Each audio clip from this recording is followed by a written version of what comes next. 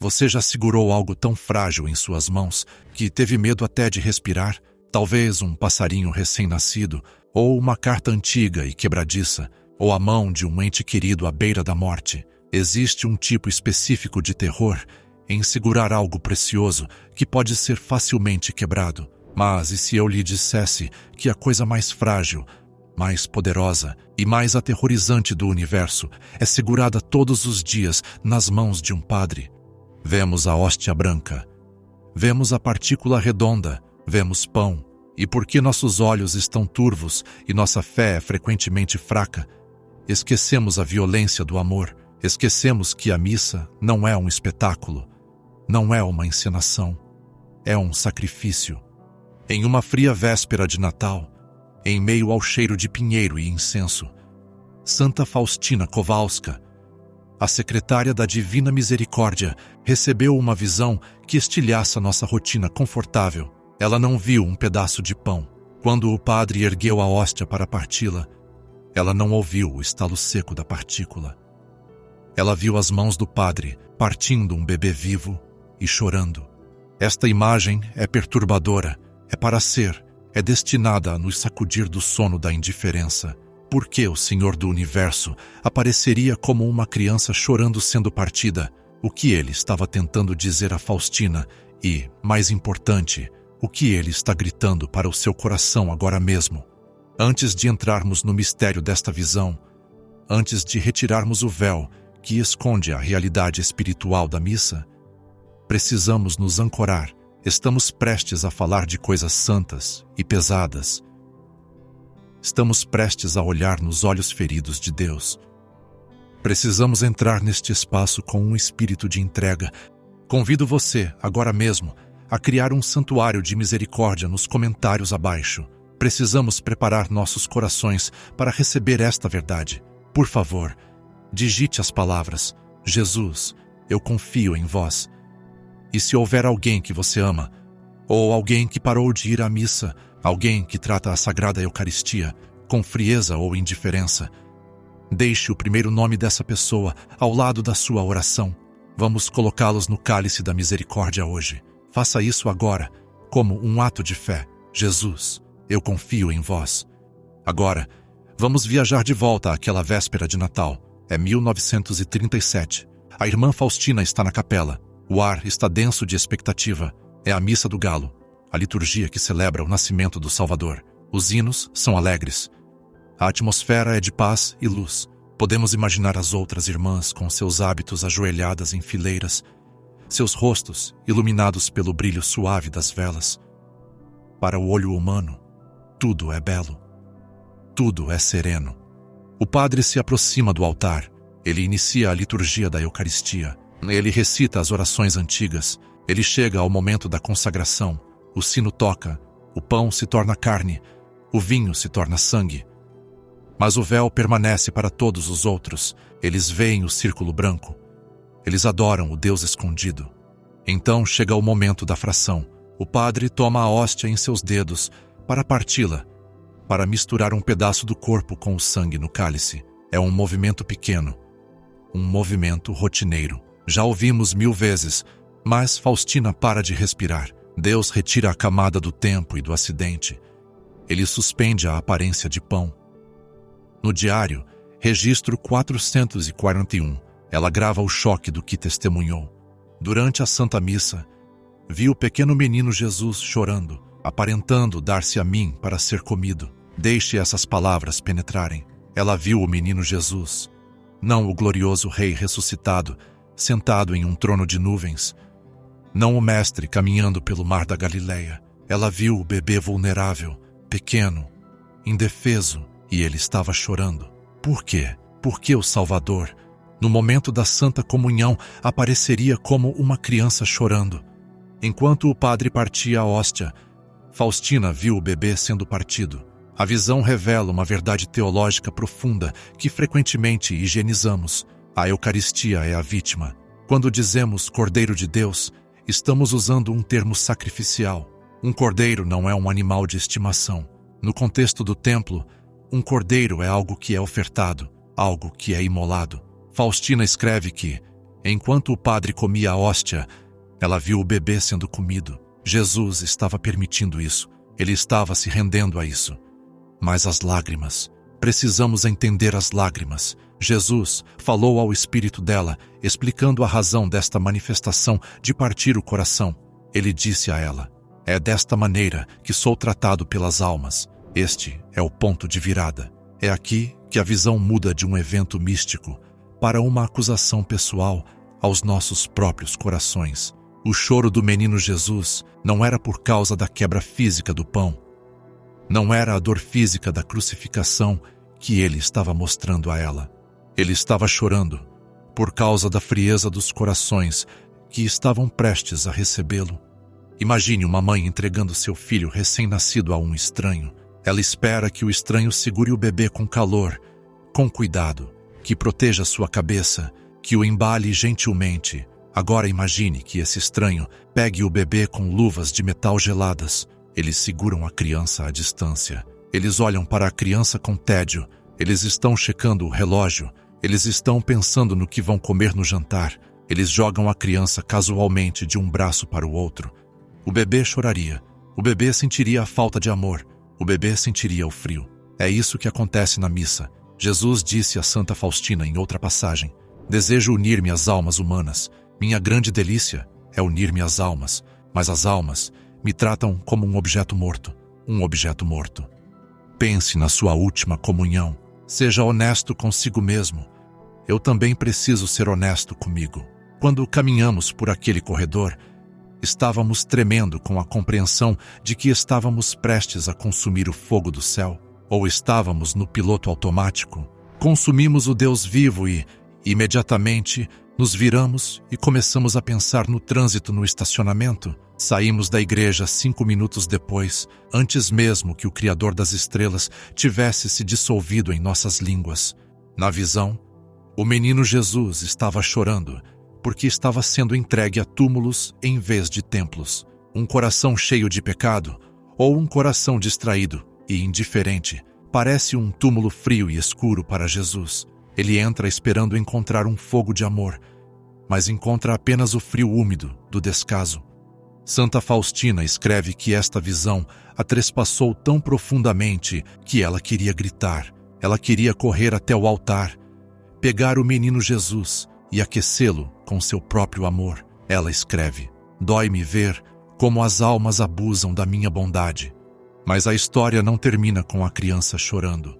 O diário de Santa Faustina é um mapa. Ele nos mostra o terreno da dor de Deus, sim, mas sempre nos leva ao remédio. E o remédio é encontrado em um segundo encontro igualmente poderoso, que esclarece como podemos parar as lágrimas do menino Cristo. Há um momento registrado no diário, número 1385, onde Jesus fala ainda mais diretamente sobre essa frieza. Ele usa uma imagem que é fisicamente dolorosa de imaginar. Ele diz a Faustina: há almas que frustram meus esforços, almas sem amor e sem devoção, almas cheias de coisas terrenas e egoísmo. Elas me recebem como um objeto morto. E então ele dá a descrição que deveria nos assombrar. Eu entro em tais corações como se entrasse em um bloco de gelo. Imagine a sensação. Você é carne viva e quente. Você é mergulhado em um bloco de gelo. Você não consegue se mover. Você está paralisado pelo congelamento. Você está preso em um estado suspenso de rejeição. Não posso exercer minha misericórdia em tais almas, diz ele. Por quê? Porque a misericórdia requer uma porta, requer um sim. Quando recebemos a comunhão com um coração de gelo, sem preparação, sem ação de graças, sem amor, congelamos as mãos de Deus, atamos as mãos do curador. Ele está fisicamente presente dentro de nós, mas espiritualmente trancado em um congelador. Ele não pode curar nossas ansiedades, porque não falamos com ele. Ele não pode perdoar nossos pecados, porque achamos que não temos nenhum. Ele não pode inflamar nossos corações, porque estamos encharcando-o com a água fria de nossas distrações mundanas. Esta é a crise. O padre parte o pão e a criança chora, porque sabe que está indo para o gelo. Mas há esperança. Há uma maneira de derreter o gelo. Há uma maneira de transformar esse grito de dor em um grito de alegria. e é mais simples do que você imagina. O diário revela que Jesus não está procurando perfeição. Ele não está chorando porque somos fracos. Ele não está chorando porque lutamos contra distrações ou porque temos um passado confuso. Ele está chorando por causa da indiferença. Há uma enorme diferença entre uma alma fraca e uma alma indiferente. Uma alma fraca cai, mas clama: Senhor, ajuda-me. Uma alma fraca pode se distrair, mas depois volta a si e diz: eu te amo, Jesus, e sinto muito. Uma alma indiferente não se importa. Como enxugamos as lágrimas do menino Jesus, como nos tornamos um refúgio quente para ele, em vez de um bloco de gelo. Santa Faustina nos mostra o caminho através de seu próprio exemplo. Ela o chama de trono da misericórdia. Em uma de suas meditações profundas, ela decidiu que, toda vez que fosse comungar, ela prepararia seu coração como se estivesse preparando um quarto para o hóspede mais importante do mundo. Ela usaria sua imaginação, uma faculdade que Deus nos deu para preparar o cenário. Às vezes, ela imaginava seu coração como um jardim. Ela passava o tempo antes da missa arrancando as ervas daninhas dos pequenos pecados através de atos de contrição. Ela convidava a Santíssima Mãe para caminhar no jardim com ela. Quando o momento da comunhão chegava, ela não estava recebendo uma hóstia. Ela estava acolhendo o Senhor em um jardim cheio de flores de confiança. Outras vezes, ela imaginava seu coração como um tabernáculo. Ela pedia aos anjos que a rodeassem. Ela escreveu: vou receber o Rei dos Reis. Este é o segredo. Intencionalidade. Você não precisa ser um místico para fazer isso.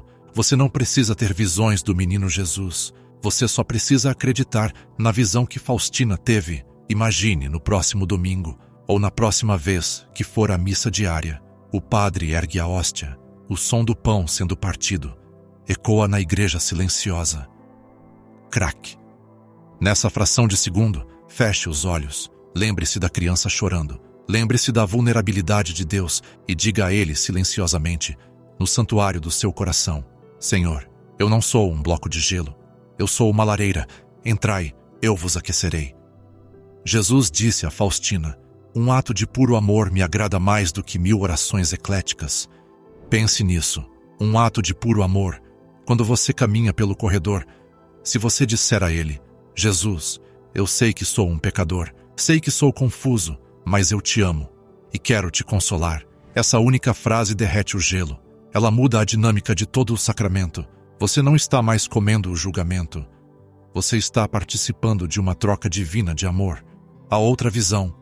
Um terceiro encontro que serve como o belo contrapeso para a criança que chora. Isso nos mostra o que acontece quando uma alma o recebe com amor. Faustina escreve no diário, número 167, que viu Jesus entrando na capela, mas ele não parecia o servo sofredor. Ele parecia o oceano de misericórdia. Raios de luz emanavam de seu coração, iluminando toda a capela. Ela notou algo fascinante. Os raios caíam sobre todos, mas o efeito era diferente.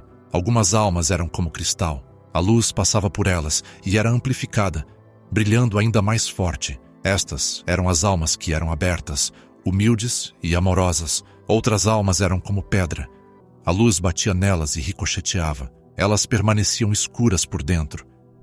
Mas então, ela viu um terceiro grupo. Essas almas eram como alabastro. Elas absorviam a luz e começavam a brilhar por dentro, retendo o calor.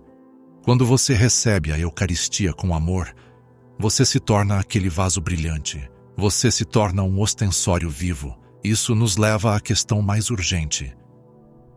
Por que isso importa agora? Por que este roteiro está chegando a você hoje? Por que o mundo está ficando mais frio? Estamos vivendo em um tempo de barulho, distração e dormência espiritual sem precedentes. O gelo de que Jesus falou está se espalhando. Vemos isso na maneira como as pessoas tratam o sagrado. Vemos isso nos bancos vazios. Vemos isso na violência e no desespero em nossas ruas. Mas a solução para a frieza do mundo não é um movimento político. Não é um novo programa. A solução é o calor do coração eucarístico de Jesus irradiando através de você. Jesus disse a Faustina: Desejo que o mundo inteiro conheça a minha infinita misericórdia. Desejo conceder graças inimagináveis às almas que confiam na minha misericórdia. Ele está procurando lugares de descanso. Pense na criança chorando novamente. Quando um bebê está chorando, do que ele precisa?